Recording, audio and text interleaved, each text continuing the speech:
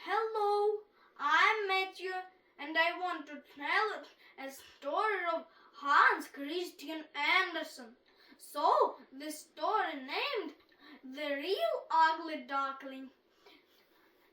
Hans Christian Andersen is famous for his stories and fairy tales. You have certainly read some of them. Maybe you have read The Emperor's New Clothes, The Steadfast Soldier, or The Ugly Duckling. Once upon a time, more than 100 years ago, there was a boy called Hans Christian Andersen. He was the only child of a poor family.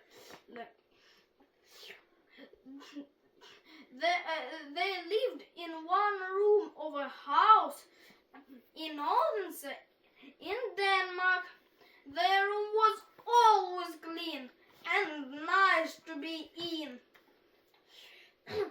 It was the kitchen and the bedroom too.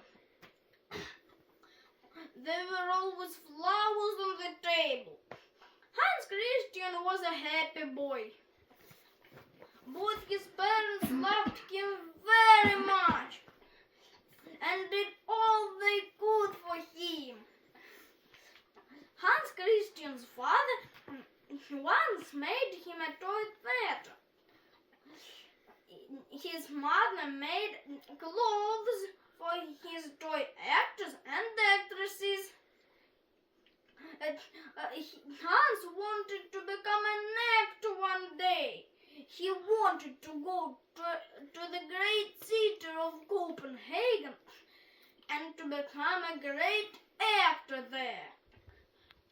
But unfortunately, he was not talented, nor was he good looking. He was big for his age and clumsy.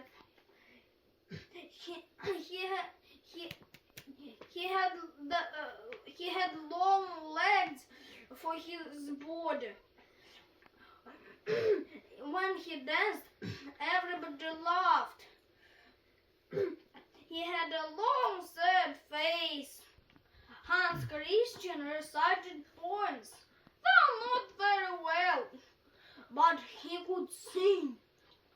He had a fine voice, and people liked to listen to his songs. By the time Hans Christian was 14, he decided to leave Odense and go to Copenhagen. It was situated rather far from Hans's native city, and it took the boy a long time to get there. He left for Copenhagen with a few coins in his coat.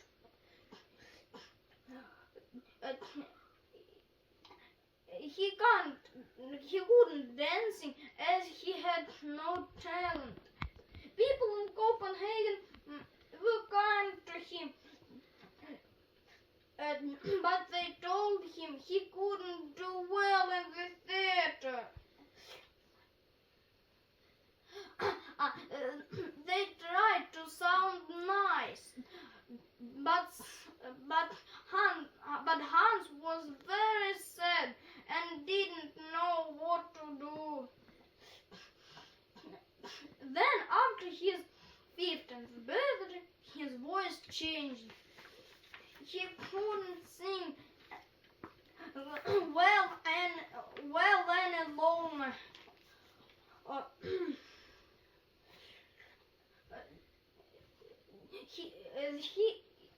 He decided that since he couldn't sing or act, he would write plays for other actors instead.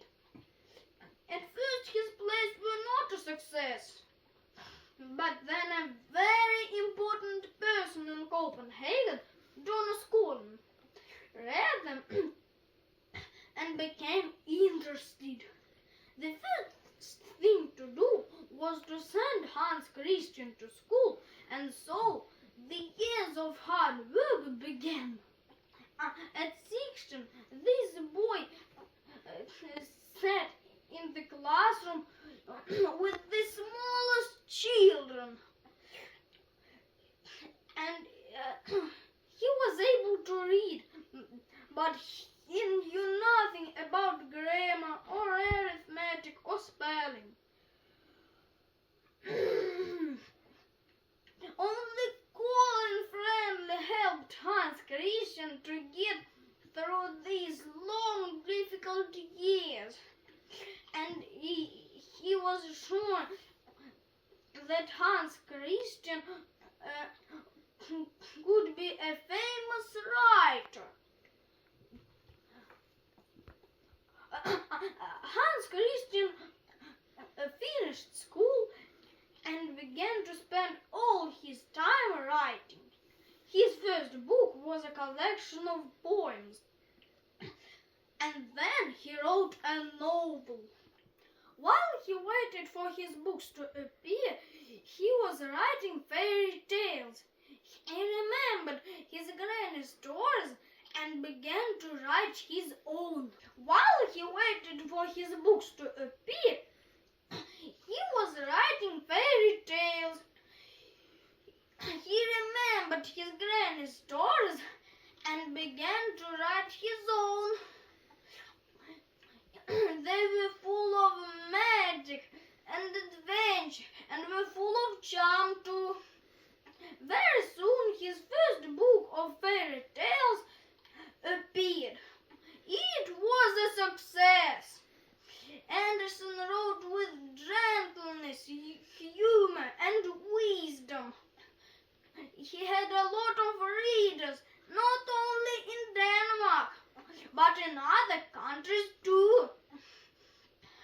Suddenly Anderson found himself famous. Everyone was reading his fairy tales. The King of Denmark invited him to dinner.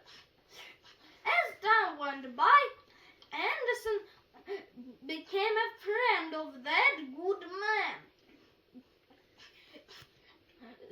Indeed, he became the friend of all the famous writers in Europe. The King of Denmark, wherever he went, people said, "There goes the author of The Little Mermaid! There goes Hans Christian Andersen!" He returned to Odense, his home city, several times to visit his mother before she died. And one day he went there as someone special. There were beautiful, bright lamps in all the streets and squares the night he arrived. As Hans Christian looked at the lights, he felt very happy. He remembered the years of his childhood.